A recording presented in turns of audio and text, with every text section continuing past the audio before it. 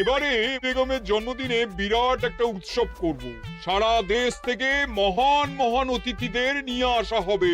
দুনিয়ার সেরা সেরা খাবার, সেরা সেরা গাইয়ে, সেরা সেরা বাজিয়ে, সেরা সেরা নাচিয়ে রাতকে দিন করে দেবে এমন रोशनाई। रेस्तो নাই। কি বললে? बहुत बढ़िया আপনার সোচ, लेकिन মাফ করবেন হুজুর, রাজকোষের অবস্থা খুবই খারাপ। উৎসব করার মতো তো রেস্তো নাই জাহাপানা। কোনো কথা শুনতে চাই না। আমি হলাম গিয়ে বাংলার নবাব।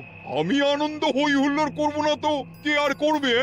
একদম ঠিক জাহাপানা, কিন্তু কর বসিয়ে টাকা তোলো। সব কিছুতেই কর বসানো আছে জাহাপানা। হাসি কান্না ছাড়া আর কোনো কিছুতেই কর বসানো যে বাকি নেই। তার ওপরেই কর বসাও। হাসি কান্নার ওপর কর? না, শীতকাল আসছে, বসাও বসাও কর হাঁচির ওপর। হ্যাঁ, হাতির ওপর কর? বসাও। ওরকম মুখ করে আছো কেন? যদি না পারো তো বলে দাও, আমি অন্য উজির নিয়োগ করব। আমি আজই ঘোষণা করে দিচ্ছি, এবার থেকে হাতির ওপর কর দিতে হবে। হ্যাঁ, তো জানাব, এতে প্রজারা যদি ক্ষুব্ধ হয়? আরে বাবা, প্রজাদের কাজই তো মাঝে মাঝে ক্ষুব্ধ হওয়া। তা ঠিক হুজুর। আমাকে কদর করে এমন কিছু সন্ডা আছে, তাদেরকে কাজে লাগাতে হবে। বহুত খুব জাহাপানা। তাহলে হাঁচি গোনার লোকের ব্যবস্থা করে নি। ওই সন্ডারাই হাঁচি গুনবে। ওদের স্বেচ্ছাসেবক হিসেবে নিয়োগ করো। বহুত খুব জাহাপানা। সব জায়গায় লোক পাঠাতে শুরু করো। তবে কৃষ্ণনগরে বেছে বেছে লোক পাঠাবে। আর মনে রেখো, ওখানে গোপাল আছে।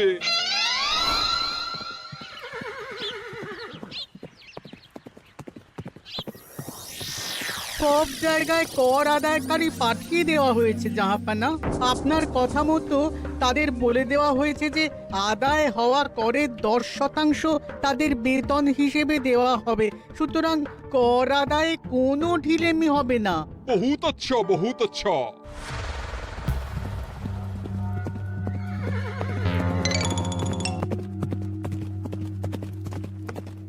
হ্যাঁ, তুমি ঠিক পড়েছো তো মন্ত্রী? হাঁচির উপরে কর? বলেন তো, আর একবার পড়ছি মহারাজ। আসলে এটা নবাবই মশকরা। আমাদের নবাব যে খুবই রসিক মানুষ তা তো আমরা দেখেছি। বারবার কৃষ্ণনগরের সঙ্গে রসিকতা করতে গিয়ে হাঁড়ি ফেটে রস একেবারে মাখামাখি হয়েছে, আর সারা গায়ে পিঁপড়ে ধরেছে। মশকরা নয়, একদম সত্যি কথা। হাঁচির উপরে কর বসানো হয়েছে, আর আমরা হলাম নবাবের খাস হাঁচি গোনার দল। আমরা এই কৃষ্ণনগরে থিতু হয়ে বসলাম বটে। এবারে হাঁচি গুনবো আর মোহর আদায় করব। গোপাল, তুমি কি বলো? সর্দার, তোমাদের এখানে আসা একেবারেই লোকসান হয়েছে। কেন মশাই? আচ্ছা, আপনি গোপাল? না না, আপনার কোনো কথাই শুনবো না। আমাদের পই পই করে বলে দেওয়া হয়েছে, গোপাল হইতে সাবধান। সর্দার, আমি তোমাকে সাবধান হতেই বলছিলাম। হাঁচি ধরতে গেলে তোমাদের খুব সতর্ক থাকতে হবে, কারণ এই কৃষ্ণনগরের বাসিন্দাদের শরীর স্বাস্থ্য এত ভালো যে এখানে কেউ হাঁচে না, কাশে না, ঢেকুর তোলে না, ইয়ে করে না। বলেন কি মশাই? এটা তো নবাবকে জানাতে হচ্ছে। যাও যাও, এক্ষুনি মুর্শিদাবাদে ফিরে গিয়ে নবাবকে জানাও। ওরে, কেউ এদের যাওয়ার ব্যবস্থা করে দে।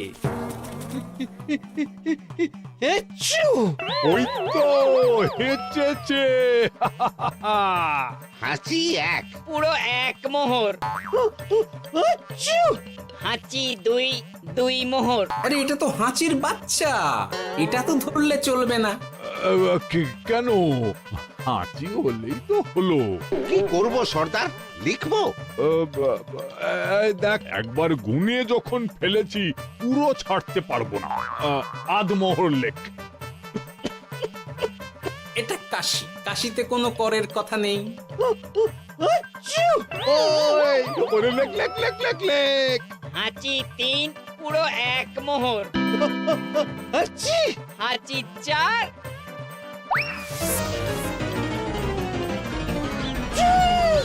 হাঁচি 5, লেখো। হাঁচি 6।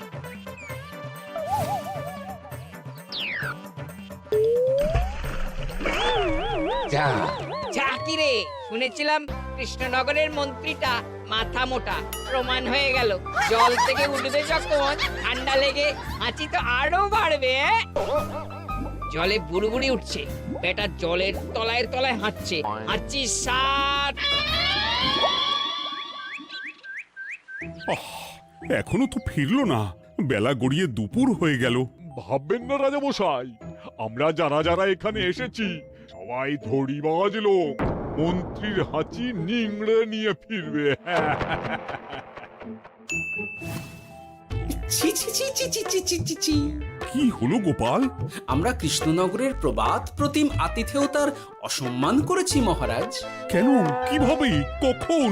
এখন মহারাজ, এখন এনারা সেই সুদূর মুর্শিদাবাদ থেকে এসেছেন, আর আমরা এতক্ষণ শুধু অন্য কথাই বলে চলেছি, এনাদের আপ্যায়নের ব্যবস্থা করিনি। তাই তো। মহারাজ, আপনি ব্যস্ত হবেন না। এই কে আছো? শোনো, এদের রাজ অতিথিশালাতে থাকার বিশেষ ব্যবস্থা করো। এদের খাবার যাবে মহারাজের পাকশাল থেকে। এদের সব সুবিধে অসুবিধে দেখার জন্য দাস দাসী নিযুক্ত থাকবে। চলো হে চলো। আরে দাঁড়াও সর্দার, হ্যাঁ বলুন।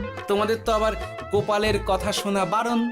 আমার ব্যবস্থায় বোধহয় তোমরা থাকবে না। বাদ দিন তো, আসলে ভয় ছিল আপনার বুদ্ধিকে, আর ভয় নেই। কেমন আগু পিছু বিচার না করেই বলে ফেললেন এখানে কেউ হাঁচে না। বুঝে গেছি, আসলে গোপাল হলো গল্প। চলো হে চলো, ও বড্ড খিদে পেয়েছে। প্রহরী, এই সর্দারের দলের বাকি লোকগুলো এলে এদেরকেও অতিথিশালায় নিয়ে যেও। হ্যাঁ, আচ্ছা। এ কি গোপাল, এই রক্তচোষাগুলোর জন্য তুমি রাজনিবাস আর রাজভোগের ব্যবস্থা করে দিলে? গোপাল কার পক্ষে মহারাজ? এতক্ষণ গোপালের সব কাজ তো কৃষ্ণনগরের বিপক্ষে গেল। বটেই তো, আমি মনে মনে গণনা করে দেখলাম গোপালের শুল যোগ শুরু হয়েছে। আগামী 1 যুগ ধরে গোপাল যেখানে থাকবে সেখানে রাহুর প্রকোপে দুঃখ দারিদ্র মহামারী একসঙ্গে এসে ধরা পড়বে। মহারাজ, গোপাল কখনো কৃষ্ণনগরের খারাপ ভাবেনি। সে যখন ওই রক্তচোষাদের রাজভোগে রাখার ব্যবস্থা করেছে, তখন বুঝতে হবে এর মধ্যে একটা ঘোরতর পেঁচ আছে। গোপালই তাহলে বলুক, কি পেঁচ? মহারাজ, মানুষ বিলাসের সুযোগ পেলে কাজ ভুলে বিলাসেই ডুবে থাকে। কত সম্রাট মহাসম্রাট বিলাসিতায় ডুবে কত সাম্রাজ্য মহাসাম্রাজ্য ভেঙে টুকরো করেছে। এরা তো নবাবের পাঠানো কিছু মূর্খ বালক মাত্র মহারাজ। এদের রাজভোগে ডুবিয়ে দিলে হাঁচির কথা কি এদের মনে থাকবে?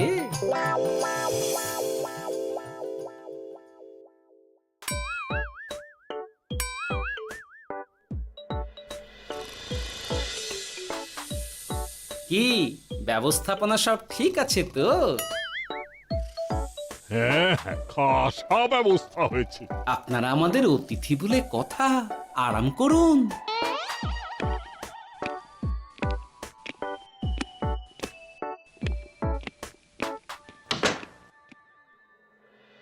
বিজ্ঞানী, তোমার এই দুমুখ আয়না আবিষ্কার তোমার জীবনের সেরা কাজ। একদিক দিয়ে আয়না, অন্য দিক দিয়ে কাঁচ। কেউ জানতেই পারবে না যে তার উপর নজর রাখা হচ্ছে। অনবদ্য অনবদ্য। মহারাজের জয় হোক। কিন্তু মহারাজ, এই কৃতিত্বের মূল ভাগীদার আমাদের মন্ত্রী। তাই নাকি? হ্যাঁ মহারাজ, মন্ত্রীর দুমুখ কাজকর্ম দেখেই দুমুখ আয়নার কথা আমার মাথায় আসে। মুখ সামলে কথা বলো বিজ্ঞানী। ওরা শুনতে পাচ্ছে। যা চেঁচালেন 20 ইঞ্চির দেওয়াল ভেদ করে ওদিকে চলে যাবে কথা। এই কে যেন কাকে মুখ সামলে কথা বলতে বললো? ওই ওই বাইরে কেউ বলেছে। এই তোমরা সবাই শোনো, অতিথিদের যেন আদর যত্নের ত্রুটি না হয়। আমি আর যাই, কাল সকালে আসব, কেমন? গোপালকে নিয়ে নবাব আর উজির যেমন ভয় দেখিয়ে দিয়েছিল, গোপাল কিন্তু সেরকম নয়। এই তোরা কি বলিস? না না না না না না, গোপাল একটু ওই হাবা গোবা আছে দাদা। দেখো দেখি কেমন বুক পেতে দিয়েছে, এবার ওদেরই বুকে বসে ওদেরই দাড়ি ওপড়াবো। গোপালের জবাব নেই, ঠিক সামলে দিল। মহারাজ, এই প্যাঁচটা আমার মাথাতেই এসেছিল, কিন্তু ওই যে নাকে মাছি ঢুকে গিয়েই সব বরবাদ হয়ে গেল। মহারাজ, এই পরিকল্পনা যদি মন্ত্রীর মাথাতে আগে এসে থাকে তাহলে এদের মন্ত্রী আমার চেয়ে ভালো করে সামলাতে পারবেন মহারাজ। বটেই তো, এই দায়িত্ব আমি নিলাম মহারাজ।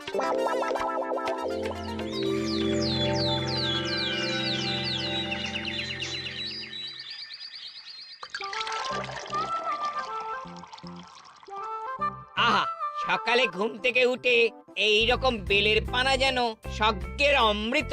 আছে আছে, আরো আছে। পানীয়, খাদ্য, আরাম, আয়েস, যত চাও তত পাবে। এ কি, আপনি গোপাল কোথায়? মহারাজ বিবেচনা করে দেখেছেন যে মহামান্য অতিথিদের পরিচর্যার ভার গোপালের মতো একজন ভাঁড়ের পক্ষে বহন করা সম্ভব নয়, তাই এই দায়িত্ব আমাকে দেওয়া হয়েছে। কিন্তু কোনো কিন্তু নেই সর্দার, আমি যে খানা পিনা নাচা গানা আমোদ আহ্লাদের ব্যবস্থা করেছি দেখে তুমি চমকে যাবে। দেখা নয় বিজ্ঞানী, এবার শুধু কাজের সময়। কাল মন্ত্রীর উপর ওদের ভার ছেড়ে দিয়ে কৃষ্ণনগরের যে সর্বনাশটি করেছো, কোনো কাজ করে আর সেটিকে সামলানো যাবে না। হ্যাঁ, আহা, তোমার দেখছি মন্ত্রীর উপরে একটুও আস্থা নেই। ঠিক কি প্যাচ করছো বলো তো? প্যাচের কথা পরে হবে, তোমাকে যত তাড়াতাড়ি সম্ভব হাঁচির ওষুধ আবিষ্কার করতে হবে। হাঁচির ওষুধ? হ্যাঁ, হাঁচির ওষুধ। ওভাবে দেখছো কি বন্ধু? তোমাদের কাজের সব দায়িত্ব এখন আমার কাঁধে। তোমরা আমোদ করবে আর আমি কর আদায় করে তোমার হাতে এনে তুলে দেব। সর্দার, এর মধ্যে একটা চাল আছে মনে হচ্ছে। কি আর আমি বুঝিনি। এখন কি করবে? বিশ্বাস করে আদায় উসুলের ভার এর উপরে ছেড়ে দেবে? পাগল নাকি? মন্ত্রী মশাই, বলো বন্ধু। বলছিলাম আর দেরিতে কাজ কি?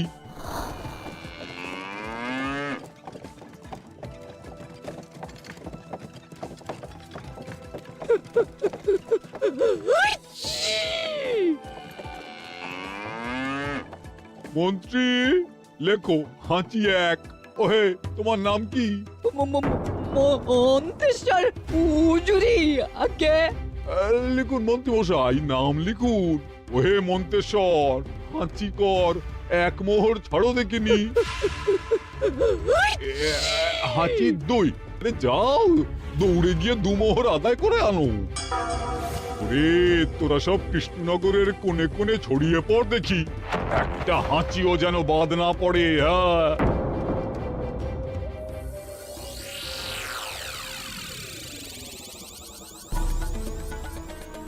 এটা হুজুরে আলাক বর্ধমান, খাম্বাত এবং কৃষ্ণনগর থেকে।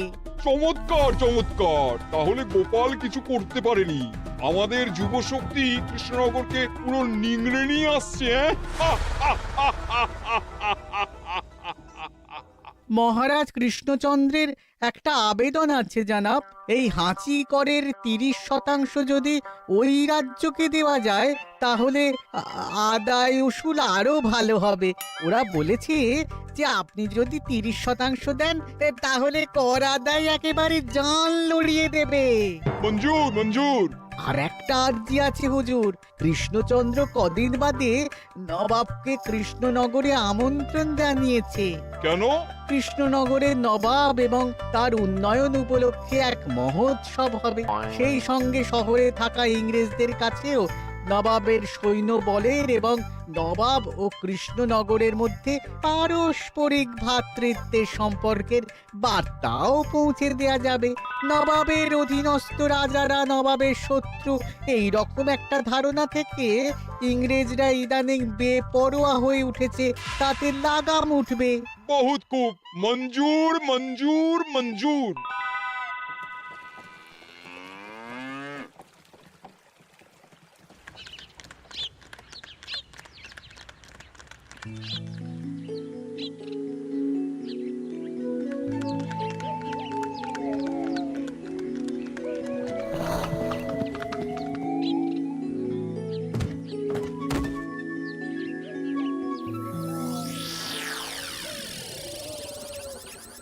ব্যাপার গোপাল?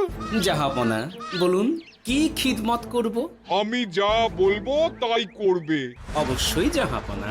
কি আবার উজির, তুমি সাক্ষী, মহারাজ কৃষ্ণচন্দ্র আপনিও সাক্ষী। গোপাল আমাকে কথা দিয়েছে আমি যা চাইবো তাই করবে। গোপাল, তুমি আমার সঙ্গে মুর্শিদাবাদ যাবে।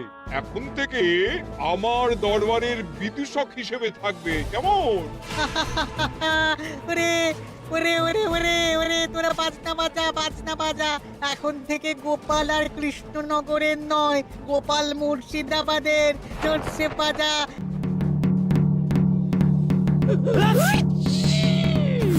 কি হলো? হুজুর, মনে হচ্ছে আপনার সৈন্যদল হাঁটছে। হ্যাঁ? হুজুর, হাঁচিগড়ের বন্যা, সব সৈন্য 10-12টা করে হেঁচে ফেলেছে। মানে প্রচুর মোহর হয়ে গেছে আর বাড়ছে বাড়ছে। আমার হাঁচি গোনার দল একটা হাঁচিও বাদ দেবে না। মোহর রাখার জন্য নতুন পোশাকখানা বানাতে হবে হুজুর। সর্দার, আমাদের হাঁচিগুলো কি খুলবো? হ্যাঁ, নিশ্চয়ই।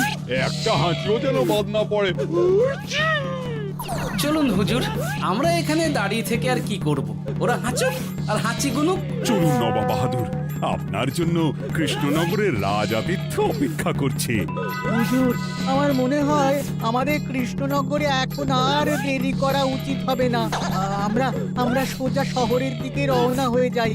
শহরের ইংরেজদের শিক্ষা দিয়ে ফেরার পথে আমরা কৃষ্ণনগরের আতিথ্য গ্রহণ করব। সে কি? মহারাজ, নবাবের মতো কর্তব্যপরায়ণ ইনসানকে তার কর্তব্য পালনে বাধা দেবেন না। আমরা ওনার শহর থেকে ফেরার অপেক্ষায় থাকব। ঠিক ঠিক, আমার এক্ষুনি শহরে যাওয়ার দরকার। ইংরেজরা সব নিয়ম কানুন ভেঙে চুরে যা ইচ্ছে তাই করতে আরম্ভ করেছে। উচিত সৈন্যদের ডাক দাও, চলো রওনা হই। কিন্তু জাহাপনা, আপনার সৈন্যদের থেকে পাওনা মোহরগুলো এতক্ষণে যা হেঁচেছে, লাখখানেক মোহর তো হয়েই গেছে। ওটা আমরা নিজেদের মধ্যে বুঝে নেব। কিন্তু ওই করের 30% যে কৃষ্ণনগরের পাওনা। পেয়ে যাবে। শহর থেকে ফিরি। আরেকটা কথা, হাঁচি কর ব্যবস্থা এখন থেকে উঠে গেল।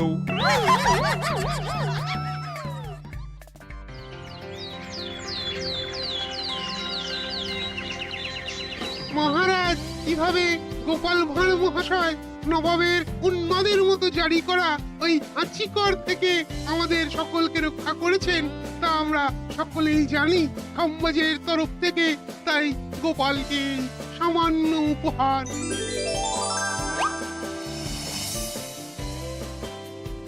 ওহ গোপাল, সত্যি তোমার জবাব নেই। কিছুই হতো না যদি না বিজ্ঞানী ওই হাঁচি চূর্ণ আবিষ্কার করত। এই উপহারের অর্ধেক কিন্তু বিজ্ঞানী। সবই তো বুঝলাম, নবাবকে সৈন্য সহ নিমন্ত্রণ থেকে সৈন্যদলকে হাঁচি চূর্ণ মাখানো, চাঁদোয়ার তলায় ঢোকানো পর্যন্ত। কিন্তু চাঁদোয়া থেকে হাঁচি চূর্ণ ঝরে পড়লো কি করে, সেটাই তো বুঝলাম না। এটা তুমি বলো বিজ্ঞানী। শব্দে বাতাসে কম্পন তৈরি হয়। গোপালের হাততালিতে আমার ঘরের শাড়ি থেকে হাঁচির জন্য ঝরে পড়েছিল। এখানে চাঁদোয়া থেকে ঝরে পড়েছিল বাজনার শব্দে। কি ব্যাপার বিজ্ঞানী, তুমি এখন ছেলে খেলা করছো? হাঁচির ওষুধ হয়ে গেছে। হয়ে গেছে? মূল উপাদান তামাক, গোলমরিচ আর আলকুশির গুঁড়ো। কাজ হবে? হাততালি দাও। কাজ হলো। ব্যাপারটা কি হলো? ওই শাড়িটাতে হাঁচি চূর্ণ মাখানো আছে। তোমার হাততালির শব্দের কম্পনে ঝরে ঝরে পড়েছে। একবার নাকের কাছে এলে পিঁপড়ের থেকে পিশাচ হাঁচতেই হবে। হাঁচতেই হবে। নবাব যদি বাজনা বাজাতে না বলতো। আমাদের বাজনদাররা তৈরি ছিল মহারাজ। যাক, সবই ভালোই মিটে গেল। যার শেষ ভালো তার সব ভালো। ব্যাস, এখন শুধু একটাই কাজ বাকি। নবাবের কাছ থেকে করে 30% বাবদ পাওনা মোহর মুর্শিদাবাদে গিয়ে নবাবের কাছ থেকে তুমি নিয়ে আসবে। আচ্ছা মহারাজ।